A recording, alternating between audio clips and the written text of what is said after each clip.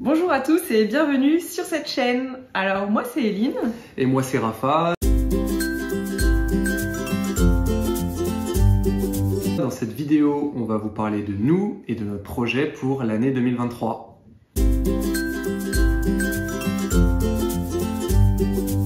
On est un couple passionné de rando. Ça fait 7 ans qu'on se connaît et chaque année on s'organise des voyages, soit à vélo ou à pied. On est parti en Norvège, faire un trek de 4 jours dans le parc du Jotunheimen. On a fait le tour du Mont Blanc, le tour du Kira, on a fait un trek dans les Pyrénées. Ouais, on a fait aussi le tour des Pays-Bas à vélo, et une portion de la Loire à vélo.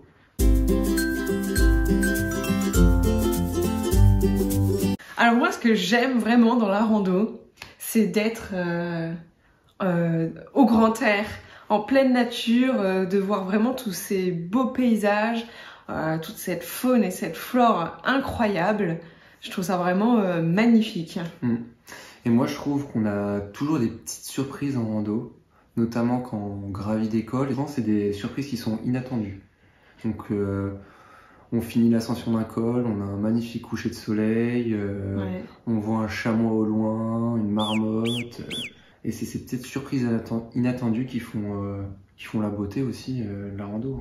Ouais, qu'on ressent vraiment cette joie et ce bonheur de vivre ces instants. Et je rajouterais aussi que la rando, c'est quand même un challenge sportif. Oui. Ouais, c'est quand même 10 à 15 jours souvent de trek en autonomie. Donc on a quand même un sac assez lourd, on porte notre nourriture, on fait quand même beaucoup de dénivelé, beaucoup d'heures de marche. C'est quand même toujours gratifiant de réussir ce genre de défi. Ouais. D'arriver à se dépasser. Et puis en rando, on a une routine qui s'installe. Ouais, les journées sont assez rythmées, se ressemblent.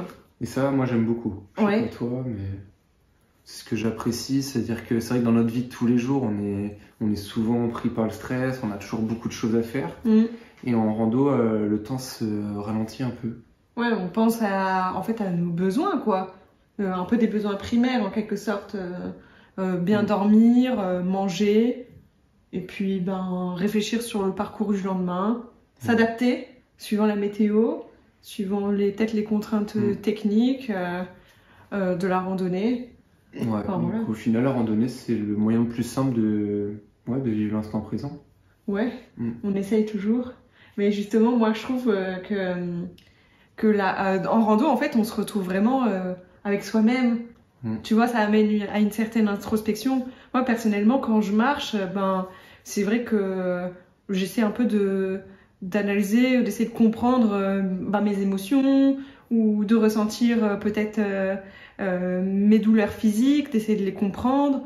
Et ouais, en fait, c'est vraiment un temps qu'on prend pour soi, je trouve. Enfin, en tout cas, moi, je prends vraiment ce temps pour moi.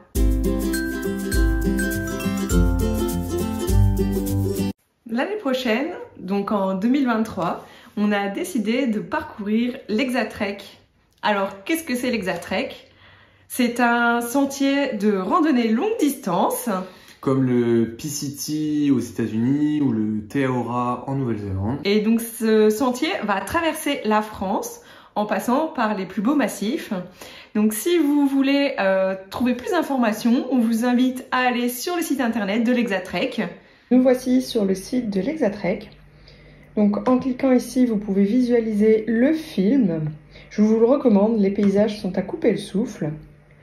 Plus bas, on retrouve le tracé du sentier et on peut également télécharger les traces GPX. L'Exatrek est divisé en 6 étapes. Il faut savoir qu'on peut également faire ces étapes individuellement. Et si vous avez besoin de plus d'informations, je vous invite à cliquer sur les vignettes.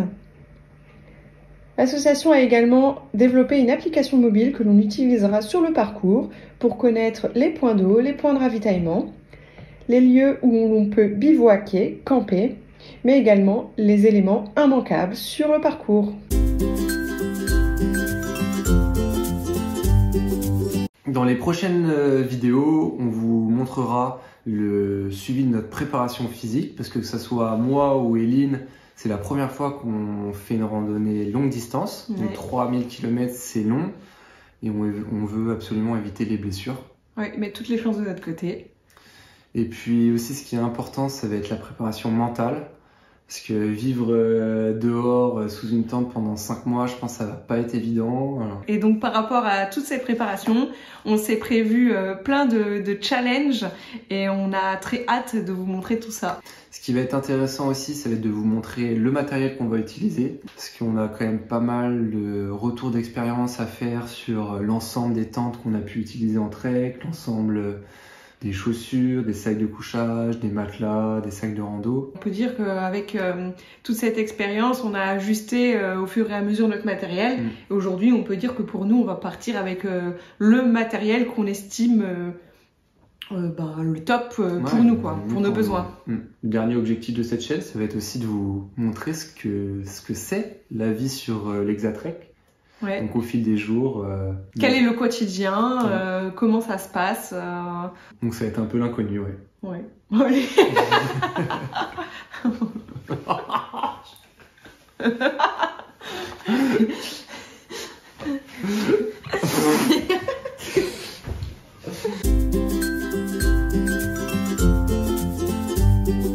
Alors on vous remercie pour votre écoute. Dites-nous en commentaire si vous aimez la rando, quelle est votre rando préférée, ou alors avez-vous déjà fait une rando longue distance? On a vraiment hâte de vous lire. Donc likez la vidéo, abonnez-vous et suivez notre compte Instagram, le lien est en description. À bientôt. À bientôt. Mais si, c'est bien.